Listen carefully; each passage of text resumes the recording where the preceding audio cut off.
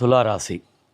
ఈ సంవత్సరం తులారాశి వారికి ఆదాయం 5, వ్యయం 14, రాజ్యపూజ్యం 6, అవమానం 3గా తెలుస్తోంది. ఈ తులారాశి వారికి అత్యద్భుతమైనటువంటి సంవత్సరంగా ఈ సంవత్సరాన్ని మనం లెక్కించుకోవచ్చును. గతంలో ఏవైతే ఇబ్బందులు పడ్డారో ఆ ఇబ్బందులను కూడా సమూలంగా నశింపజేసి ఆనందమయమైనటువంటి జీవితాన్ని వీళ్ళు గడుపుతారు. ముఖ్యంగా గురుబలం, అత్యద్భుతమైనటువంటి గురుబలం వల్ల ఆధ్యాత్మికంగా ఎంతో ఉన్నతమైన స్థితిని పొందడమే కాకుండా కుటుంబంలో గతంలో ఏర్పడిన సమస్యలన్నీ కూడాను పరిష్కారమై సంతానం ద్వారా శుభవార్తలు వినటం, అట్లాగే తీర్థయాత్రలు చేయటం, అట్లాగే ఆకస్మికమైనటువంటి ధనలాభాలు చేకూరడం, సంఘంలో గౌరవం, కీర్తి ఇవన్నీ కూడాను ఈ తులారాశి వారికి అత్యద్భుతంగా ఉన్నాయి.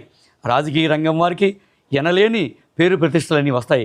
కళారంగం వారికి ముఖ్యంగా ఈ తులారాశి వారు అత్యద్భుతమైనటువంటి కీర్తి ప్రతిష్టలు గడించడమే కాకుండా అవార్డులు, రివార్డులతో ఈ సంవత్సరం అంతా ఈ తులారాశి వారికి ఆనందమయ జీవితం గడుస్తుంది.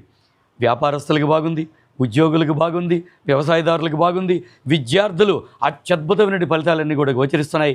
కాకపోతే ఇప్పుడు మనం కనుక బాగున్నట్లయితే పక్కవాడు చూసి ఓర్చుకునేటువంటి పరిస్థితి కాదు. కనుక నరదృష్టి, ఈ దృష్టి దోషం ఏదైతే ఉన్నదో ఈ దృష్టి దోషం వీళ్ళ మీద ఎక్కువగా ప్రభావవంతంగా ఉంటుంది. కనుక వీళ్ళు ప్రతి విషయంలో కొంచెం జాగ్రత్తగా ఉండాలి.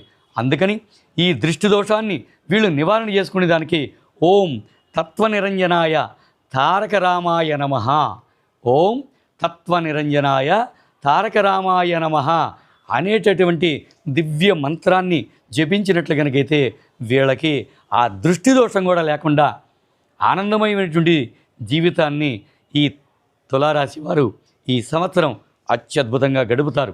దీంట్లో ఇసువంతైన సందేహం అయితే